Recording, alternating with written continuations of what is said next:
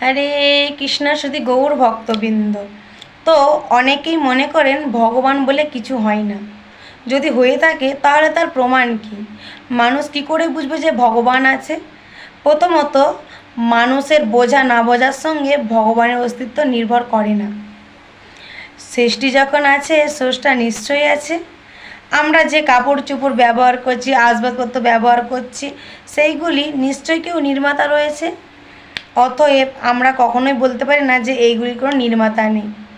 যখন কেউ কোনো ব্যক্তি বা স্থানের ছবি বা নকশা দেখায়, সেই ব্যক্তি বা স্থানের বর্ণনা দেয়, সেই ব্যক্তি বা স্থানের নানাবিধ কাহিনী আমরা শুনতে পাই, তখন সেই ব্যক্তি বা স্থান আমরা না দেখলেও তার অস্তিত্ব আমরা হৃদয়ে আনগমন করি। আমরা নিউ ইয়র্ক বা আফ্রিকা কোনোদিন না দেখলেও তা আছে বলে সহজেই স্বীকার করে নিই। প্রধানমন্ত্রী বা রাষ্ট্রপতিকে না দেখলেও, না যোগাযোগ রাখলেও তারা আছে তা স্বীকার করে নিই। এই যদি সত্য হয়, তবে বিশ্বের শ্রেষ্ঠ পরমেশ্বর যে কেউ একজন আছে, সেই কথাটি কেন সত্য হবে না?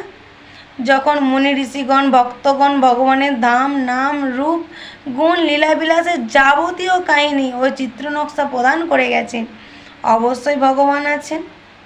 ভক্তানা বিভজতি, ভক্তেরা আমাকে জানতে পারবে, কিন্তু মুরয়ং নাভিজানাতি, গণ্ড মূর্খেরা আমাকে কিছুতেই জানতে পারবে না।